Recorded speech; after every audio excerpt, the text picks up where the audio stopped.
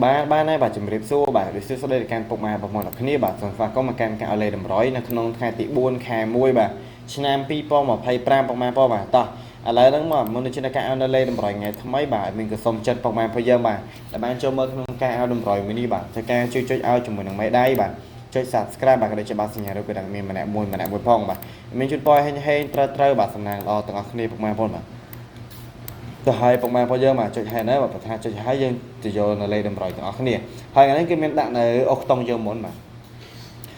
ចំពោះអុកតុងអាហ្នឹងគឺមានលេខអុកតុង30ក៏ដូចជាអុកតុង7បាទពុកម៉ែបងយើងអាចមើលនៅលើហ្នឹងបានបាទគឺយើងលេងអុកតុង30ក៏ដូចជាអុកតុង7បាទអញ្ចឹងពុកម៉ែបងយើងឆ្លាញ់ទេបាទអាចយកទៅលេងបានបាទចង់អុកតុងអីបាទអាចអុកបានដូចគ្នាពុកម៉ែបងបាទគឺយើងលេងឆ្នោតយួនម៉ោង4កន្លះល្ងាចដល់ម៉ោង6កន្លះល្ងាចតោះហើយចំពោះអុកតុងគឺយើងលេងអុកតុង30អុកតុង7ដូចតែមានដាក់នៅលើហ្នឹងអញ្ចឹងអង្គពុំមានយើងអាចមើលបានតោះឥឡូវយើងទៅយកជាមួយនឹង3លេខ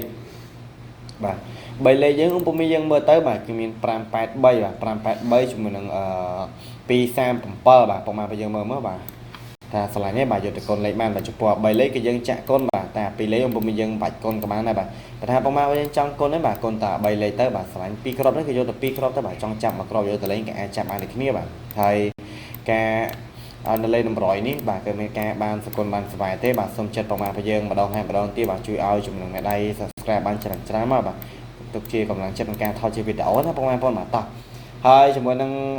លេខតូចយើងអាហ្នឹងបាទគេមាន4គ្រាប់បាទគឺមាន68 79បាទ54និង36បាទ68 79 54និង36បាទមានលេខ5ម្ដងបាទភាសា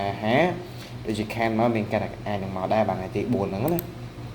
តោះហើយលេខតម្រុយយើងហ្នឹងគឺខ្លីៗតែប៉ុណ្្នឹងទេពុកម៉ែបងបាទសង្ឃឹមពុកម៉ែបងយើងស្រឡាញ់បាទតែស្រឡាញ់ឯងអាចយកទៅលេងបានបាទហើយបើសិនជាពុកម៉ែបងយើងបានមើលវីដេអូនេះហើយបាទពេញចិត្តបាទកុំភ្លេចការចុចម្ដងបានច្រើនផងហើយមានសូមជម្រាបលាពុកម៉ែបងបាទយើងវិលត្រឡប់ជួបគ្នាបាទក្នុងវីដេអូក្រោយៗទៀតបាទ